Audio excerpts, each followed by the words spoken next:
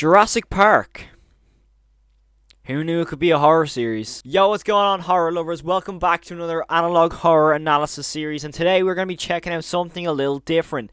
As you may have not known, one of my favorite series of all time is Jurassic Park, and originally, the original Jurassic Park movie was meant to be a horror film, and if you watch that original film, you can kind of get a feel of, oh, this is kind of like a horror film. However, I have discovered very recently, that there is some Jurassic Park horror videos on YouTube, so I had to check them out, and oh my god, let me tell you, these are so scary.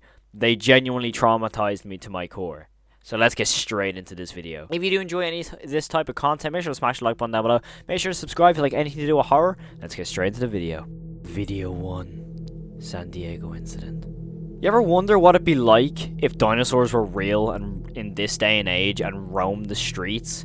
Well, that's what happens in this video, as our character is slowly roaming around his house as he begins to hear some commotion outside his window. He then looks outside to wonder what the hell is going on here, and sees that there's a lot of commotion as there's cars honking their horns, there's street lights going down. There is a whole question of what is actually going on in this town right now. We go outside to check what's going on, and ultimately we get met with a horrible truth, as all of a sudden the car's honking begins to stop as we hear really heavy footsteps that start smashing down the road, as a car gets flung through our fence, by the way, as our characters decides to look at it and go, huh, that sounds normal. But, however, when we start looking at the fence once more, we hear a growl as we look up. There is a T-Rex just staring us down, and ultimately, we're not the safest area right now. And what does this character decide to do instead of, staying still as a T-Rex,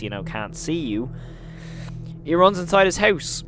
And let's so we now go into a stage of being stalked by a T-Rex. As we storm into our house, return to our bedroom as the T-Rex is just staring through the window. There is something so uncanny about the fact that there is this dinosaur looking through this glass. And ultimately, what do we do here? What's the safest way to get away in this situation? Surely it's run out of our room, right? No, it's just close the blinds. And it seems to work. All of a sudden, the dinosaur is gone. We're in safe and sound. Maybe it was all just a really bad dream, as we begin to turn around until we look at the glass one more time, as the T-Rex stomps his way and just charges his way right through the window and ultimately takes our protagonist. And the camera gets taken out of the window, hits the floor, as we just hear our character getting eaten by this T-Rex as the video comes to an end. Now, all I want to say is, first of all, the Blender animation of this video is absolutely amazing. This video looks like it's an actual movie, especially with the graphics of the actual Tyrannosaurus Rex. The way this T-Rex looks very similar to how it would look in the Jurassic Park movies. Obviously, it's nothing as big a budget as that, but still, the way this T-Rex actually looks is so impressive. And the horror elements of this is really insane, because you're not really expecting the T-Rex to come through the window, even though, like, in your head, you're like, surely this T-Rex could just charge through the house, right? And that's exactly what happens. But it gives you a false sense of security as it goes completely silent and then the T-Rex goes through the window.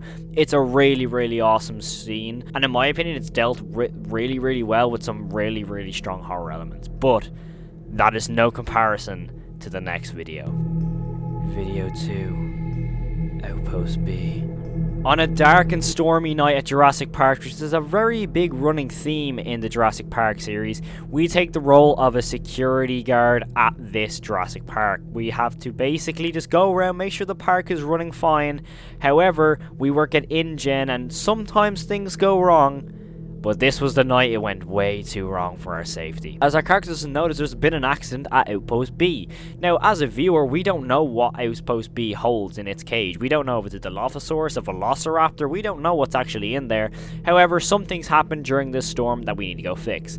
So our character heads out in the little Jurassic Park vehicles, which we all know and love, and we head out to basically see what's up. And we've noticed that there's something that's wrong with the generator, as we need to go and flip a switch and basically just fix it all. On leaving the facility after flipping the switch, we've noticed that the fence that would keep the dinosaur in place has been broken down, ultimately we know that there is a dinosaur just roaming this area and we need to get out of here extremely quickly. However, on the escape plan, we have started running, sprinting towards our car until we are met with another character.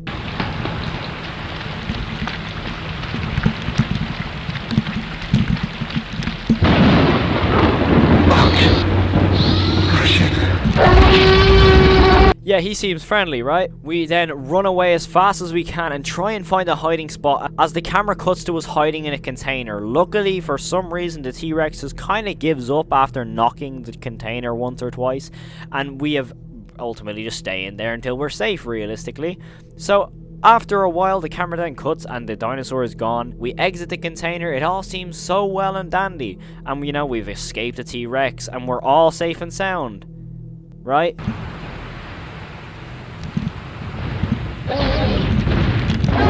No, we see one of the massive jump scares as the T-Rex just charges the camera, and ultimately that is the end of the video, as we then see that the InGen has basically reported that nothing's happened and it's all going to get covered up by the Jurassic Park Corporation. And this is why this series is so intriguing to me, because this jump scare is so well made. You know, you obviously have a feeling that something doesn't feel right when you're watching this video, because when this dude exits the container, you're kind of like, yeah, something doesn't feel right. But the way the actual T-Rex, just, you kind of hear like a little grunt, and all of a sudden you turn around, there's a massive T-Rex mouth just storming towards the camera. It's really well made, and it's again sort of that uncanny feeling of, oh my god, this is genuinely what Jurassic Park could have been like.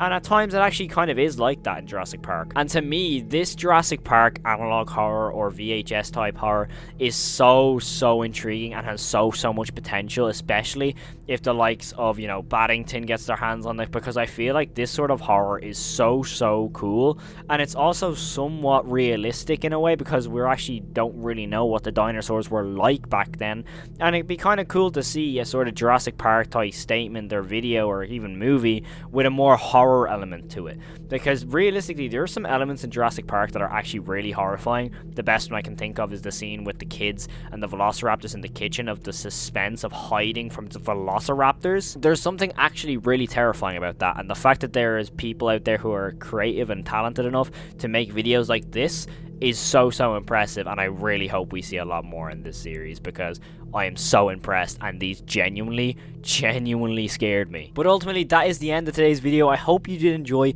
Let me know in the comments below what you personally think of Jurassic Park analog horror. I think this is a really intriguing thing, especially the fact that we're starting to get more, you know, movie monsters getting their sort of analog horror twist. We had Godzilla, now we have Jurassic Park happening.